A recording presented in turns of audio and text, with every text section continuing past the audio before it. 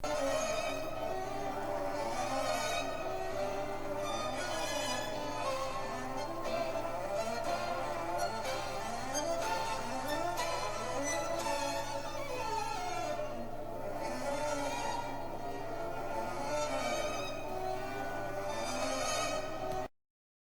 video is about Charles Frohman, one of the most influential theater managers of the 20th century and the 19th century.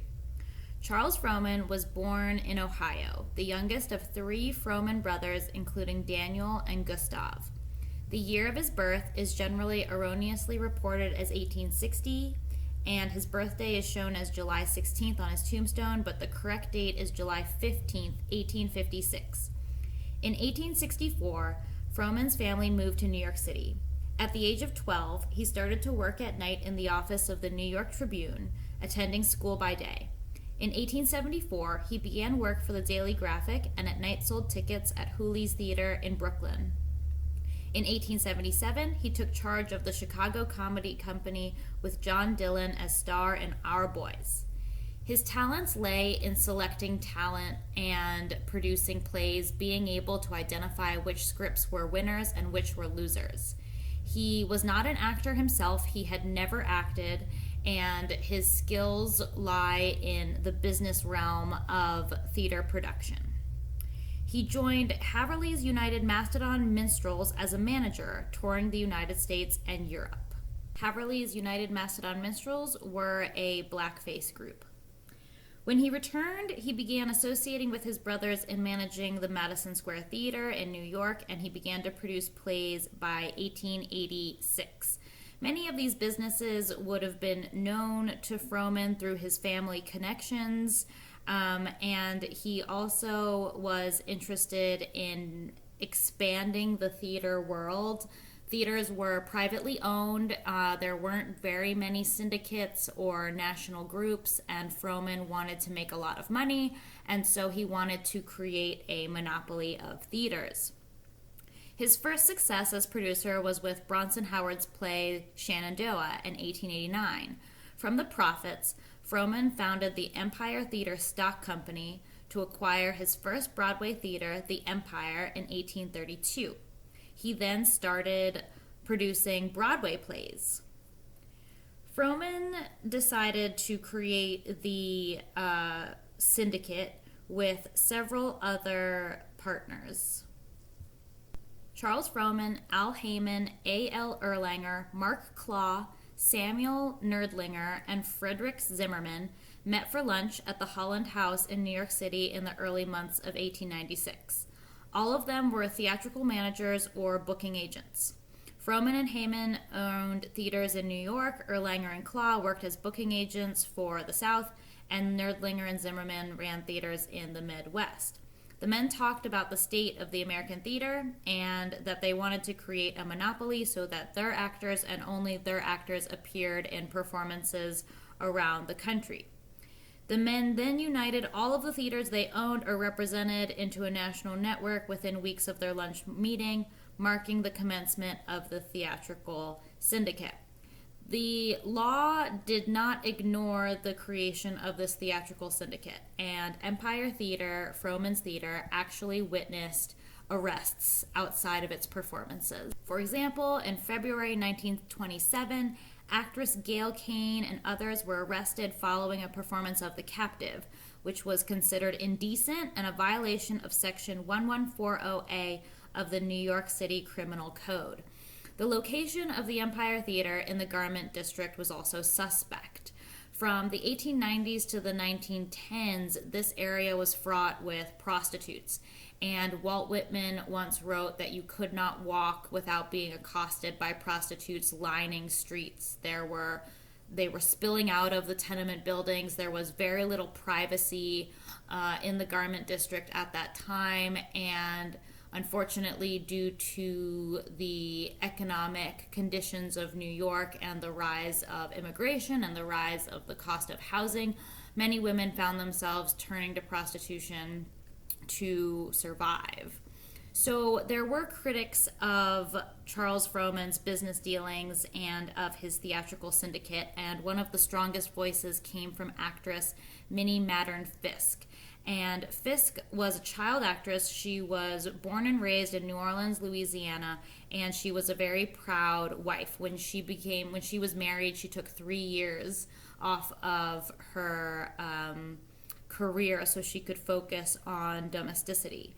She made a lot of money for Frohman. She was most well known for her Becky Sharp, based on William Makepeace Thackeray's Vanity Fair.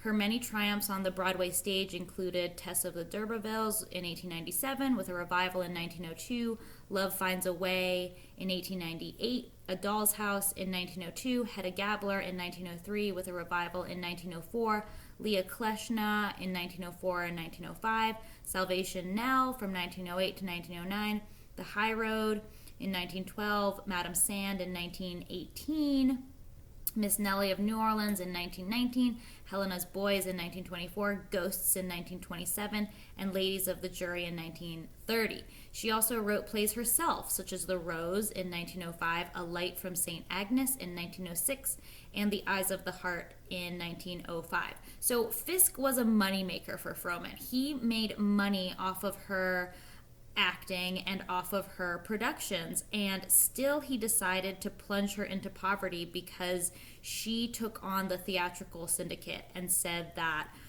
actors should be cast depending on merit, not depending on whether they were employed by one of Frohman's friends. She said that there needed to be artistic freedom, and Frohman couldn't just choose the playwrights he was friends with.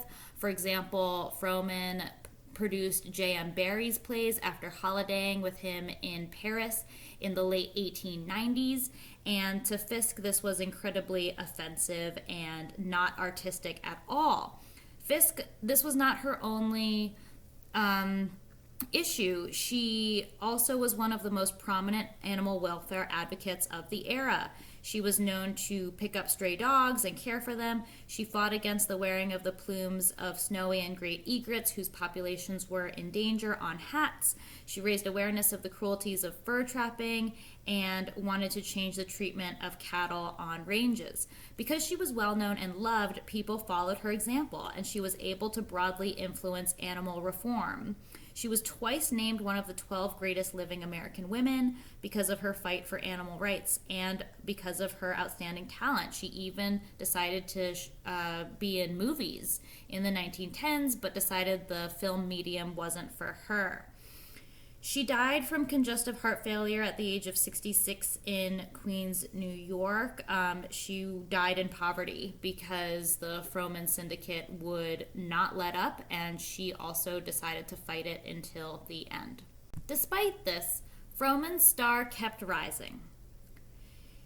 When Maude Adams was 16 years old, she became a very successful actress under Charles Frohman's management. She was in New York City at the time with her mother, and Adams, while born in Salt Lake City, Utah in 1872, would travel with her mother to act, and this really pissed off her father. Her father was against her acting. He was a devout Christian. There's a question whether he was a Mormon or not, but he definitely didn't like to see his little girl up on stage. However, I think Maude Adams' mother had different ideas, and maybe Maude Adams herself felt differently, but regardless, Maude Adams became one of the most famous American actresses in the 19th and 20th centuries.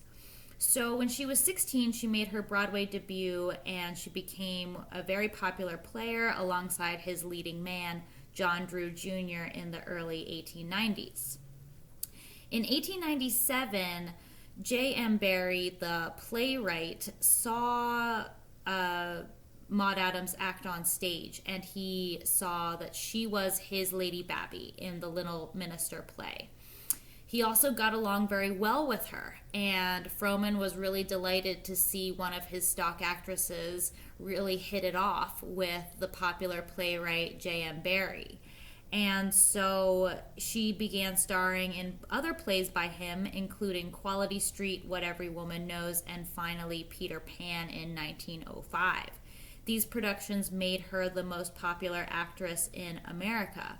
She had a routine where she would pretend to be drunk on stage for 2 minutes straight, and New York audiences loved this. She would also dress up as a man. Her portrayal of Napoleon was very highly thought of, and there was a sort of father-daughter relationship between Frohman and Adams.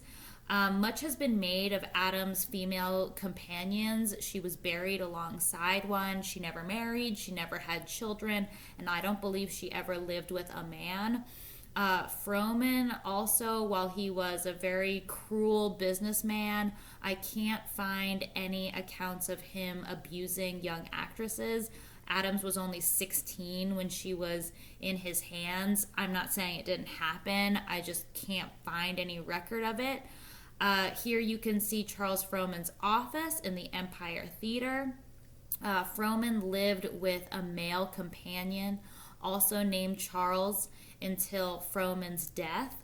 So it could be that Frohman was gay. I'm not sure. A photo recently surfaced of the two men holding hands and walking together, so maybe that was the case. The media was very well aware of Frohman's business dealings, and the New York Times wrote that Adams, not John Drew, has made the success of The Masked Ball and is the star of the comedy.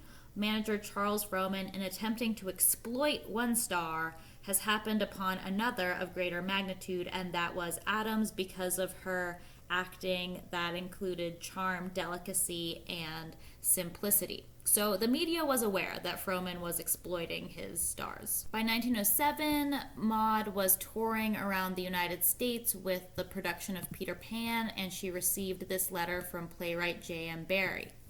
My dear Maudie, what wonderful things you are doing now. They have come to such a pass that how can anyone quite believe it? People smile incredulous at Mr. Frohman's statements, and I pinch myself to make sure I am not asleep.